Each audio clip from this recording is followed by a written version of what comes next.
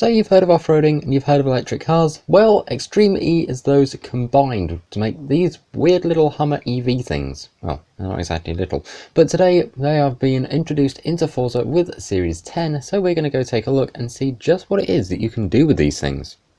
And it's not limited to just one, because we have the Extreme E number 58. We also have, where is it? It's over here somewhere. The number 44, 42, and the Extreme E race suit, and that's just in summer. For autumn, we have got down here the number 23 Extreme E and another white race suit. For winter, we have the number 55 Extreme E, the number 22, and a yellow race suit. And rounding off in spring, we've got the number 6, the number 125, and the Extreme E purple race suit. So you could say it's quite a lot. But the stats of one of these, they're all the same as far as I'm aware. These have 536 brake horsepower, 748 foot-pounds of torque, and that might be 749. Hang on, let me move closer to my screen. They weigh 3,924 pounds, have a 50-50 weight distribution and a displacement of 0 because they are electric. Yep, these massive behemoths of cars, weighing as much as they do, are completely electric. Which means if we go inside and we have a listen to the engine, we just hear nothing really.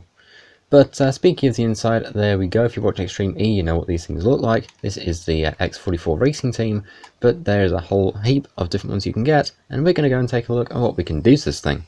So here we are now in the upgrade shop, and as we can see, we've got really not much to do, and the reason I didn't do a drive down here is because the engine sounds a bit like this. Barely anything. So if we go into motor and battery, we've got an upgrade for, we have 3 stages of upgrades. Street, Sport, and race, which takes us up to 900. I'm sorry, this thing has jumped up multiple hundreds of horsepower just with... Oh, this is about to be fun. Now, sadly, you can't change the tyre compounds on these, so trying to drag race this thing is completely out of the question, but you can go ahead and make these tyres wider to 345s at the front, and at the back we can go up to 345s as well. So if we take a look at the paints, do we have anything for... Oh, we do. We have advanced paint options. So paint option number 1 is the main part of the car. What's paint option number 2 then? What is number 2? It is... not much, because if we just zoom in here really quick, you can see just those lines around the doors. Yeah, that's it. That really isn't much. I kind of expected it to be a little better than this. And if we go into manufacturer colours, we have sadly just the one. But we can go ahead and paint this thing any colour that we like.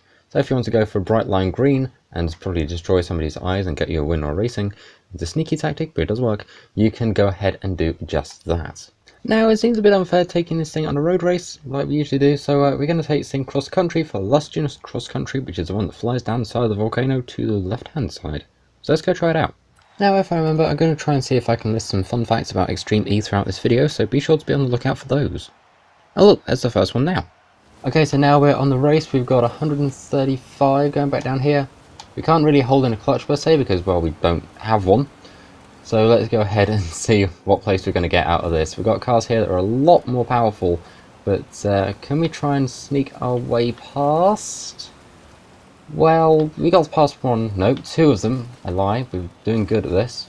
We've now, how do we get up into 3rd? 2nd? Is this game feeling sorry for me?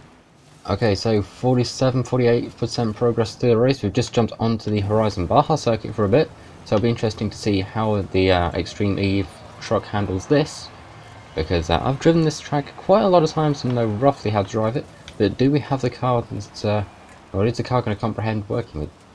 You know what? I give up doing words. Is this car going to be good? We don't know.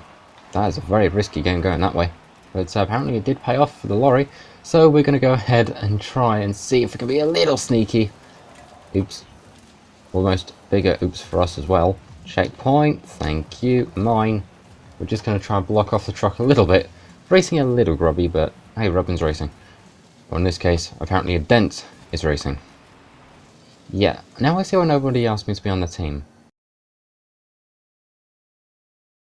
But I think right here is a good reason for me to be back on the thing. So if we go up to the line here, slight knock on the wall, but we go across barely in 1st place. See? Just there. So, it's a very scuffed 1st place, but we did at least get it. But now I want to go and see what this thing's like fully upgraded. That means slapping on a race motor and battery and taking this thing up to 900 brake horsepower. And thankfully this time, the gearing is finally tunable. Well, sorta kinda. And so motor and battery and race. This is about to get really interesting.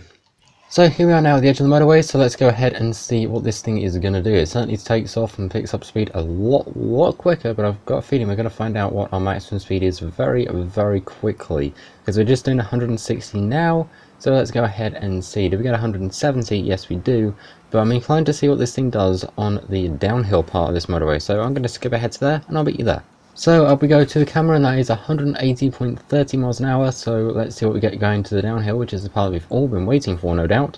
And let's see, 185 and, oh, 186, nope, that's it. Wait, that's it for this thing?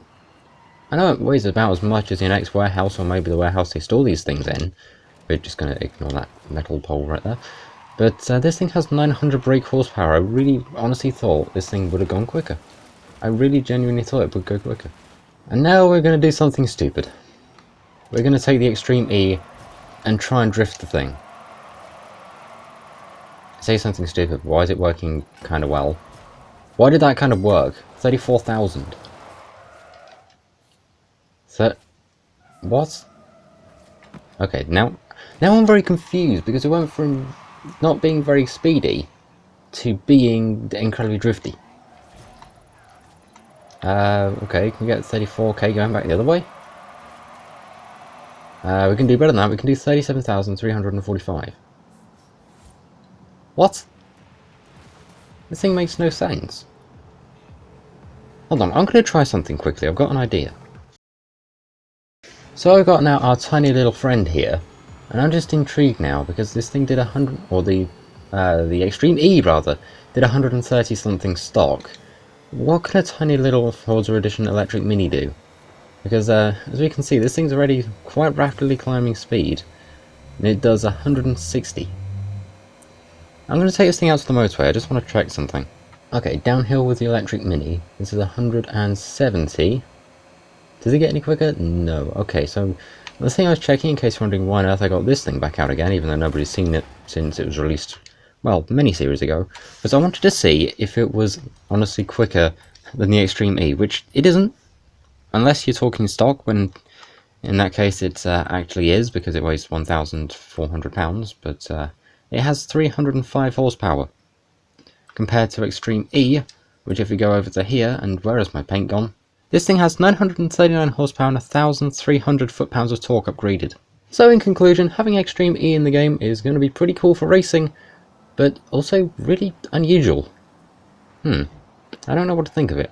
I like the fact it's here, but the fact that an electric mini is nearly quicker than one of these things. Okay, on that slightly confused note, I think that's where I'm going to leave the video. Let me know in the comments what you think to having this in here, and let me know indeed if you have one of these things, and maybe, just maybe, I might be very lucky here if you drive one of these things. That's going to be very rare, but if you do, let me know in the comments. Okay, while I was recording that bit, this car just went up and stopped next to me. Hello. Bye-bye. But yeah, thank you very much for watching. I do hope you've enjoyed, and I will see you all in the next one. Let me know in the comments what other cars you want to see me try and make a video on, and I'll try my best to see if I can cover them. But for now, thank you very much for watching. Like, share, comment, subscribe, all that good stuff, and I will see you in the next one. Tech out.